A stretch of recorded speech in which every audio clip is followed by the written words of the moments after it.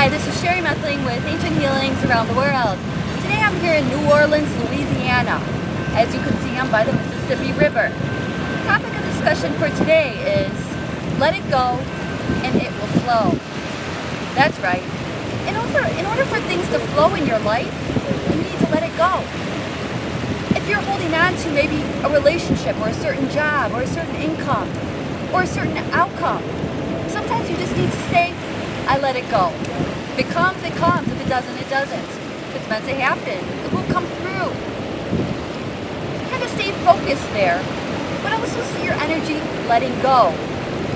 As the beads of sweat naturally come up on my body here in Louisiana, New Orleans, I can't control that.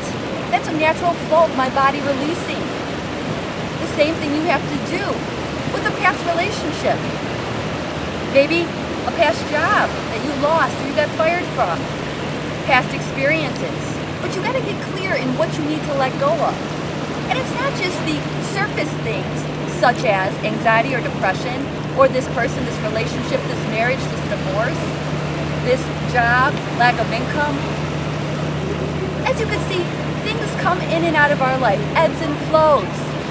That's the flow of nature. Seasons change naturally. Boats will pass, ships will pass in your energy, in your mind, in your thoughts. So if you all of a sudden you start thinking of your ex-wife or ex-husband or old relationship, not only that person, but I want you to think behind that person, behind that relationship. Do you have guilt about it? Oh, I left them, I abandoned them, I wasn't there for them. You gotta let that go. It's only stopping you from moving forward into another healthy and happy relationship. Or that past experience with the job, what happened there that didn't turn out well, how that ended.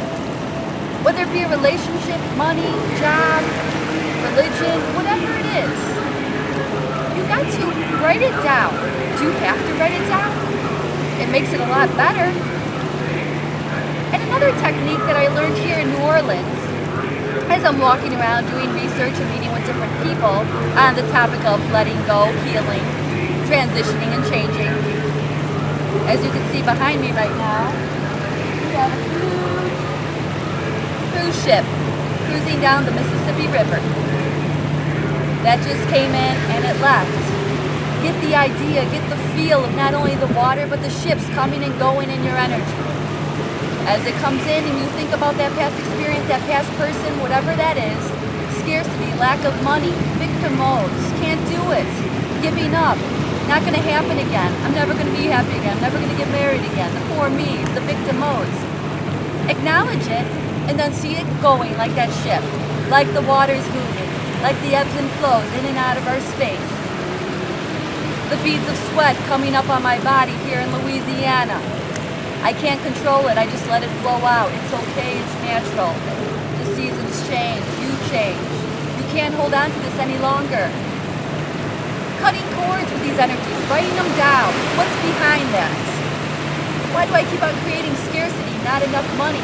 How was I raised? What were my belief systems growing up? What was I taught? Was I trained? What kind of salary can I have? If your belief systems and energies are around, I could only make 50 a year, or 60 or 70, I'm only worth that much, even though you don't consciously know that. But if that's what's happening in your reality, that's what's going on in your life. That's what's going on in your program. I release all energies that there's a limited amount of money that I can make. I let go of those belief systems, those programs. Write it down. What else? Of the guilt. Guilt that I'm carrying because I divorced somebody. I left them. I abandoned them. How I treated somebody. Or what about when you were the victim of maybe your mother or father? Or a victim in a relationship, how you were treated, mistreated. I let that go. I let all judgments go. Write it down. I want you to take this piece of paper after you write everything behind that, behind that, behind that. Not just the anxiety or the depression or the person or the relationship or the experience or the job. Write what's behind that. What's the emotion that it brings to the surface? That it brings to the surface. What is coming to the surface in your energy? What is going on in those thoughts that are stimulated by your hearts and your feelings? When those thoughts come up, write them down. Put the piece of paper under your bed. Use technique that I was taught here. Silver pair of scissors, under the bed, put it on top of that piece of paper. I cut cords with these old energies, these beliefs, these experiences, these people. No good or bad. Sending love and light as I transmute these old energies, these old attachments, these old judgments, these old wounds. Put the new pair of scissors right on top of that. If you're trying to get somebody out of your space as well, okay, maybe they keep on showing up in your energy, making it hard for you to move forward in a new relationship or a new job because of how things ended in a job or a company. Just put their name on a piece of paper, put it in a Ziploc bag, add some water, and throw it in the freezer. Just freezing that energy so it can't stop you, block you. Or it could be from your father, your mother, your siblings, or a friend that you could sense. Is it really adding to your energy or rather subtracting? Go with the flow of life. Let things leave when they're supposed to leave. As things come up and you feel bad or guilty or sad, acknowledge that. And just say, I let it go. Get the sense of the water washing over you, the beads of sweat coming out of you, that energy leaving your space, the boat passing. These are all natural elements that are coming through this video as I speak to you. Now I'm going to go into a little information here in New Orleans, Louisiana. Founded in 1718. Mississippi River. The city that never sleeps. You know, they think New York, Manhattan, you think big cities. It's not always that way. This small little city compacted in probably a 3-mile radius. There is more music here than I've ever heard in my lifetime, walking down every street, every corner, every bar. People are happy. They're living the simple life. They're following their passions.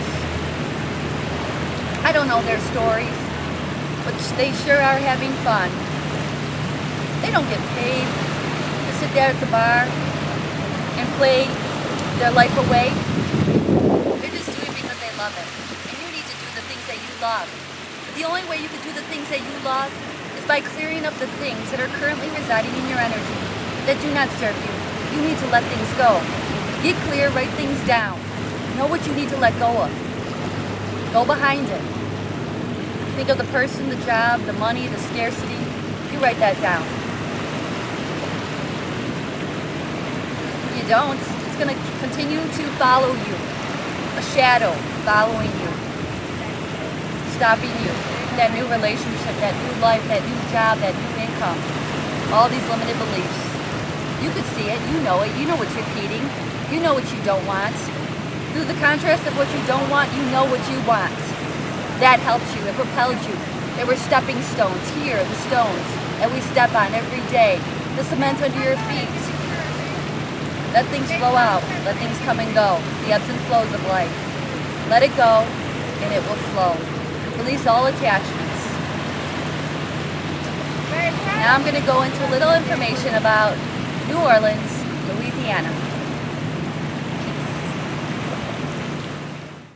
New Orleans, Louisiana. I was captivated by the French European architecture, one of my favorites.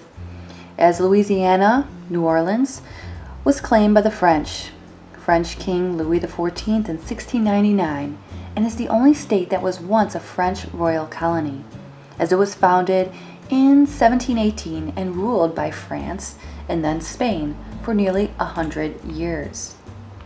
So the city remained under the French rule until 1763, when the colony was then sold to Spain. Spain had it for about 40 years until the Louisiana Purchase in 1803, where the Americans claimed it. These newcomers to New Orleans were viewed by the French and the Spanish Creoles as low-class, uncultured, and rough people who were not suited to the high society of the Creoles. Although the Creoles were forced to conduct business with the Americans, they did not want them in the old city. Canal Street was built as the upriver edge of the French quarters to keep the Americans out. So today, when you cross over Canal Street, notice that all the old rues change to streets with different names. It is in this section that the old streetcars will roll. Now we have New Orleans As a city that has more than 35,000 buildings listed on the National Register of Historic Places, more than other U.S. cities. Washington, D.C., the closest contender, has just 20,000. Many are located in the 10 square block area known as the French Quarters. St. Louis Cathedral is a cathedral that I visited every day in prayer and meditation, and I didn't even know that it was the oldest active cathedral in the United States, as it was originally built in 1724 and rebuilt twice after the hurricanes and fires.